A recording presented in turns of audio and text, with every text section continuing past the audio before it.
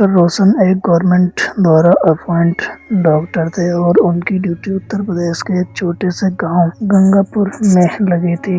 गंगापुर में पिछले कुछ दिनों से कई लोग एक बीमारी की वजह से पागल हो रहे थे। कुछ लोग तो कमजोरी की वजह से मर भी गए थे। डॉक्टर रोशन को इस बीमारी के इलाज के लिए गंगापुर भेजा गया था। उस गांव में एकदम कदम रखते ही डॉक्टर रोशन ने सीधा उस बीमारी से जूझ रहे एक पेशेंट का चेकअप किया। रोशन ने देखा कि पेशेंट की बॉडी पर अजीब से निशान थे, जैसे किसी ने उसे जोर से नोचा हो और उसका शरीर नीला पड़ा हुआ था। साथ ही उसकी नस इतनी फूल गई थी कि जैसे एकदम फटने वाली हो। उस बीमारी से जूझ रहे हर एक पेशेंट के साथ वो ऐसा ही हो रहा था। रोशन को कुछ समझ नहीं आ रहा था, क्योंकि ऐसी बीमारी उसने पहली बार देखी थी। गंगापुर के मुखिया से जब रोशन मिले तो मुखिया ने उसे बताया कि लोगों को कोई बीमारी नहीं हुई है, बल्कि यह एक देवी का श्राप है जो उन्हें लग गया है। उन्होंने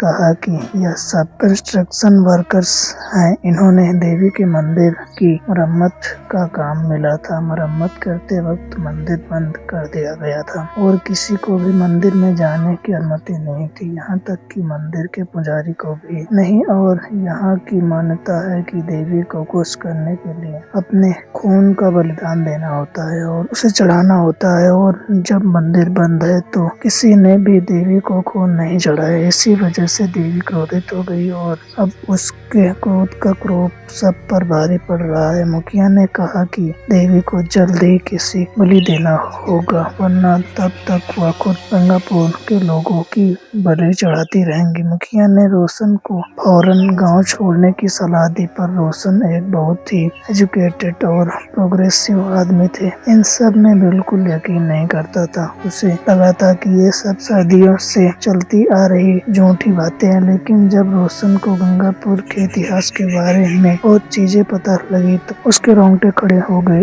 एक रोज वह गंगापुर के मंदिर के पास से गुजर रहा था कि तभी उसे एक अजीब सी बूढ़ी औरत दिखाई दी। एक पेड़ के नीचे बैठी रोशन को घूरे जा रही थी। रोशन जैसे ही उसके पास से गुजरा, वह उसके ठीक सामने आ गई। उसके चेहरे पर उसके बाल बिखरे हुए थे। ऐसा लग रहा था जैसे वह कई महीनों से नहाई ना हो। अचानक वह किसी पागल की तरह कुछ बड़बड़ाने लगी। रुक्मणी मंदिर में जाओ, वापस आ जाओ। बड़बड़ाती हुई वह बुढ़िया औरत जमीन पर गिर गई और उसे दौरे पड़ने लगे। रोशन उस पागल बुढ़िया औरत की इस हरकत से घबरा उठा। वहाँ एक और आदमी भी घूम रहा था, जिसने उस पागल औरत को वहाँ से भगा दिया। और फिर उस आदमी ने रोशन को रुक्मणी के बारे में बताया। उसने कहा कि करीब 2 साल पहले उसी पागल औरत की 16 साल की बेटी घूमते घूमते उस देवी के मंदिर में चली गई, और जब उसे वहां वापस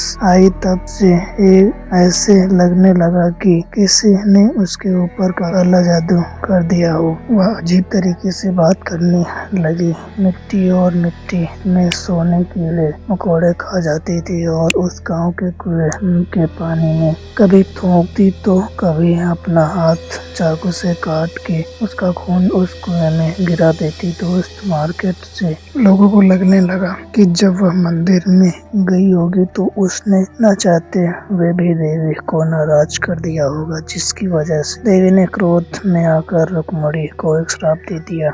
देखते ही देखते रुक्मणी की हालत और बिगड़ने लगी और एक दिन रुक्मणी गांव से गायब हो गई और वह तब से लापता है। उसकी बूढ़ी माँ उसके जाने का गम बर्दाश्त नहीं कर पाई और पागल हो गई। अब राह चलता कोई भी इंसान उसे दिख जाए तो वह उसे रुक्मणी कहने लगती है और उसे दौरे पड़ने लगते हैं। रोशन को यह किस्सा सुनकर दिल बैठ गया, लेकिन फिर भी उसने उस आदमी से पूछा कि क्या वह सच में मानता है कि यह सब देवी के श्राप की वजह से हुआ है। उस आदमी ने कहा कि उसके मानने न मानने से सच्चाई नहीं बदलेगी। उसने कहा कि पिछले कई सालों से गंगापुर में न जाने कितने लोग गायब हुए हैं और न जाने कितनों की मौतें हुई हैं। उस रात रोशन रुक्मणी के बारे में ही सोचे जा रहा था और बड़ी मुश्किल से उसे नींद आई थी, लेकिन आधी रात में अचानक से पानी के टप टप की आवाज से रोशन की नींद खुल गई। उसने देखा कि ऊपर पंखे से कुछ नीचे टपक रहा है। जब रोशन ने ध्यान से देखा तो उसके होश उड़ गए। वह पानी नहीं खून की बूंदें थी। रोशन ने देखा कि उसके पूरे कमरे में खून ही खून फैला हुआ था और उस खून में किसी के कदमों के निशान भी थे। उन निशानों को फॉलो करते हुए रोशन अपने घर के बाहर पहुंचा तो उसने देखा कि एक 16-17 साल की लड़की नीचे बैठकर पागलों की तरह मिट्टी से सने कीड़े खा रही थी।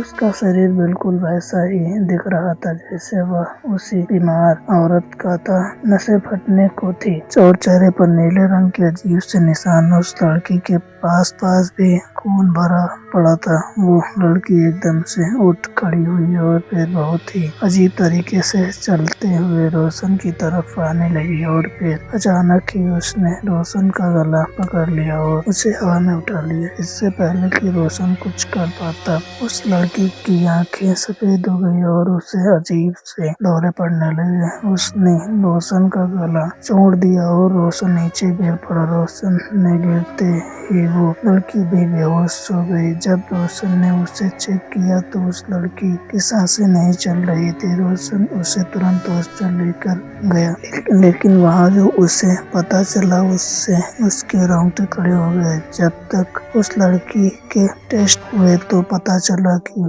उस रात नहीं, कई दिन पहले उसकी मौत हो चुकी थी और वह कोई और नहीं बल्कि उस गांव में रहने वाली उस पागल औरत की बेटी रुक्मणी ही थी। उस रात रोशन का दिल दहल गया, लेकिन जब वह वापस अपने घर आया तो उसके घर के अंदर न तो कोई पैरों के निशान थे और न ही कमरे में खून एक भी बूंद। रोशन को कुछ समझ नहीं आ रहा था कि उस रात उसके साथ क्या हो रहा था। रोशन बस सुबह का इंतजार करने लगा और अगले ही दिन रोशन गंगापुर हमेशा के लिए छोड़कर चला गया। आज भी वह यह सोचता है कि रुक्मणी अगर पहले ही मर चुकी थी तो उस रात वो उसे कैसे दिखी और क्यों दिखी। क्या सच में रुक्मणी और उस कंस्ट्रक्शन वर्कर को देवी का श्राप मिला था? आपको क्या लगता है?